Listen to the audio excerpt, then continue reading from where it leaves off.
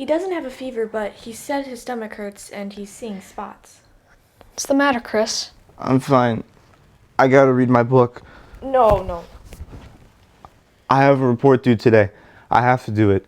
I want to go to a good college so I can have a fruitful life. You'll do nothing of the sort. I'll be fine. Maybe I'll have an aspirin around noon. I'm gonna be busy all day with Zoom calls, but I'll be home. It's nice to know I have such loving, caring siblings. You both are very special people.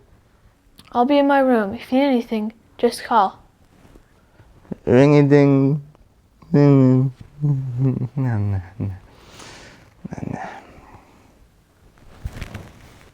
They bought it.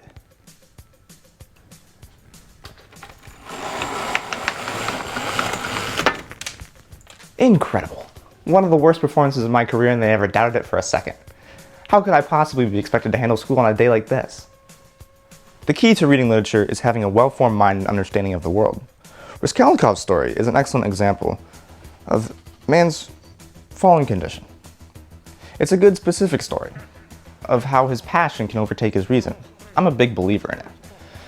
When Raskolnikov kills, the first is premeditated, but the second is not.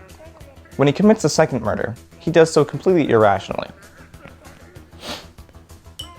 And though now with both murders completed, he could end up in the clink, which is worse than school.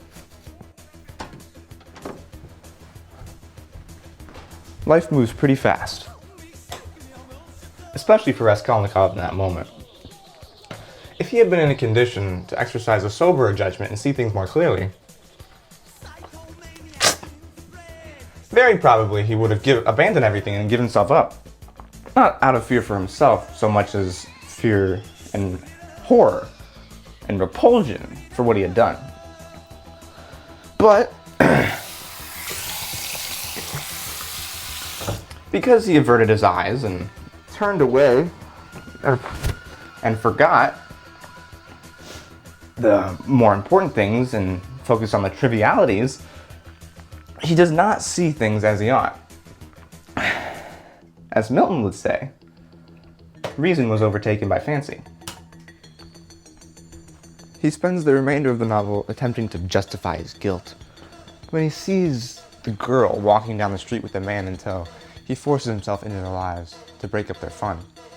Initially, he's thinking he's doing something right, but then he regrets it immediately and laments having wasted 20 kopecks, his last 20 kopecks, on hailing a cab for her. Sure, her life may be sad, but they say it must be so. It's a little childish and stupid, but then again, so is high school.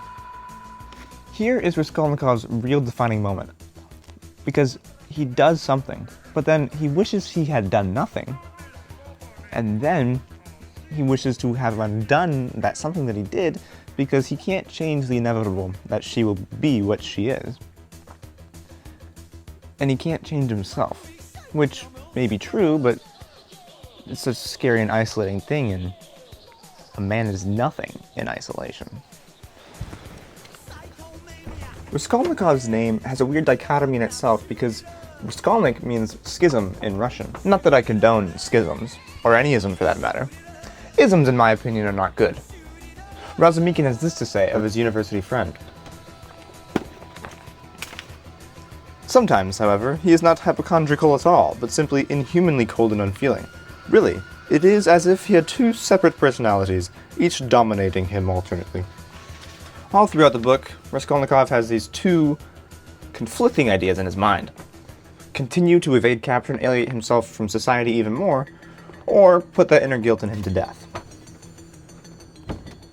So, what happens? Does he confess? Well, that's where you, the viewer, come in. See, I have to either recommend or not recommend this book to you as part of a grade. But if you've made it this far, I'd recommend you read it. You want to know why? Because you're the type of man who wishes to further explore and understand his humanity. And there's no better way to begin to understand the place in our world and the universe and the hierarchy of creation than understanding crime and punishment.